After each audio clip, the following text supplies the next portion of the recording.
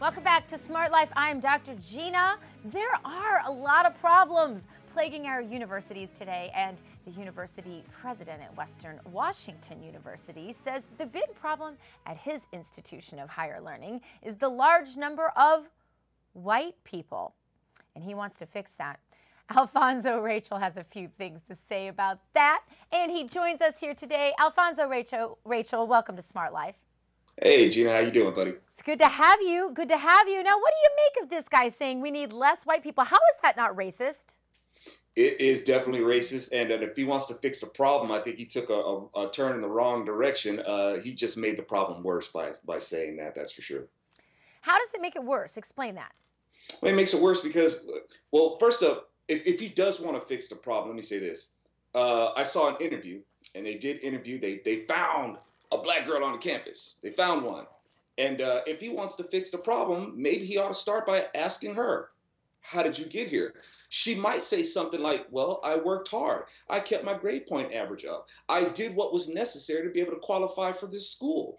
Why not put the burden of responsibility on students who want a higher education as opposed to putting it on the universities to patronize a bunch of students and make it look like, hey, we're all about diversity and we're a great place for you to want to come to school. Meanwhile, missing the fact that that diversity and divide share the same root. Not the diversity issue at topic here, but they're saying that the students who do go there who are of color are not graduating at the same rates as the white students. What is the answer for that? Well, you know, I didn't catch that part. But if they're not graduating at the same rate, maybe it's because maybe they're not taking the classes at the same rate. Maybe they're holding down jobs. Maybe they're trying to work at the same time instead of just getting student loans or whatnot. Maybe they're trying to work off their education too, which is probably a good thing. Because if they've got some sense of work ethic and know what it's like to be in the workforce out in the world, when they graduate with their degree and they're able to get out there in the world and apply their education, they've got a sense of working skills to know how to go along with their education. Just trying to understand, though, what the real issue is here, because it seems to me that you divide people black, white, male, female, homosexual, heterosexual, and all of a sudden we have a whole bunch of division and labels, way more than we have efficacy in education. Shouldn't we be talking about the things that we have in common and working together for those things? Or is that somehow sweeping the problem under the rug and letting the problem proliferate behind the scenes? What's the real answer here? Well, the thing is I think that is the thing that they have in common. For some reason, it's fashionable to talk about race. And that is something that everybody has in common. And everybody has to make a bigger deal out of it than it actually is. You know, why can't we just get back to, you know, living out the dream of judging people by the content of their character? And if I may add on, you know, their skill and the application of their intelligence. Why can't we just go along with that instead of just judging, you know, people based on their skin color or their faith or their sexual orientation or whatnot? If it really comes down to it, why can't we just focus on the things that we can do to be productive citizens in our society? I don't mean to get anecdotal or personal here, but I can't help but notice that you indeed are black, even though, honestly, I don't think about things like that. And I think most people out there don't think about that. But when they force us to think about that, then I start thinking, wait, let's see, you fit in this category, I fit in that category. And I start thinking like that because they forced us to think like that. Yeah. So I want to ask you, just from a personal standpoint, these policies, whichever policy you choose to pick, but these policies that say that you must have a certain amount of black people, that you must have a certain graduation rate of black people, that you must give black people preference in these certain situations, have they had any impact on your life, for the better or for the worse? I want to know both. Yeah, I guess in that sense, I got to be careful on how I insert myself into this, but I don't like it because I don't want to be lumped in with the idea that blacks are looking for special treatment or that we need special treatment. You know, and forgive me if that sounds like I'm trying to sanctify myself or put myself above anybody else, but I think I can speak for a lot of black folks who's like, look, you know, can I just be judged on my own merit? I'm not looking for like some sort of special treatment. I'm not looking for some sort of handout. You know, as black folks, we never really wanted to be treated different, even in the way of being treated bad. So which means we don't, I guess it'd be fair that we don't want to be treated different by means of being treated special either. You know, just treat us fair.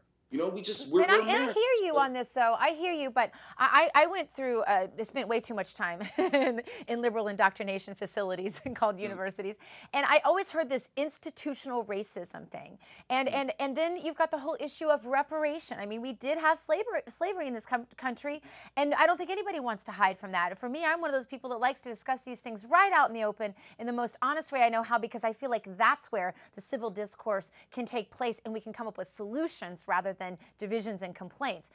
So what do you do about the institutional racism, and what do you do about those that feel they are owed some sort of reparation for the things that have happened in our past? in terms of what we do, well, if we're going to talk about the institutionalization of racism in America, and people are still going to be upset about it, um, I would recommend that we start telling them who they actually need to be angry at. A lot of these people who do want these entitlements or who do want some sort of reparations, they're looking to the Democrat Party to fix these things, and they're looking to them as their champions. Meanwhile, the Democrat Party is responsible for the institutionalized racism that we had in America in the first place. Now, if we can get people to understand that and start to look at conservative values and show that, look, you're free to pursue your happiness. There's nothing standing in your way. If we can get them to appreciate that, I'm nutshelling this. I don't really Mhm. have time to go into the whole shebang bang of it. But if we can get that, then from there, freedom starts to become the more attractive issue, not payback. Mm. You move on. It's like, look, you nip it in the bud. It's water under the bridge. We're free people now. As free, powerful Black people, like we espouse to be. Well, you know what? Those licks that we took from white folks shouldn't phase us anymore. We should just be able to keep on trucking and just do our thing instead of crying victimhood all the time and just enjoy freedom. So eliminate quotas, Yes, eliminate them entirely. yes. And what do you say to those people that say, well, we wouldn't have the ratios we have of minority students in universities if we had never had quotas? You're just saying it's time for them to end now? Yeah, let's stop it. Let's stop it. If, like I said, if we're strong in body, we're strong in mind. We don't need special treatment. Let's get out there, show our stuff, and just go for go for that American dream. I have a feeling you're going to do exactly that. Zoe, always enjoy you on the show. Tell us where we can find your work. Oh, thank you, Gina, and thank you so much for having me on. My website is alfonsorachel.com, where I feature my video commentaries from PJTV, Which are and then brilliant. there's yeah, thank you. And there's in my band 20 Pound Sledge, 20lbsledge.com. Awesome. Thank you so much for being with us today, Zoe.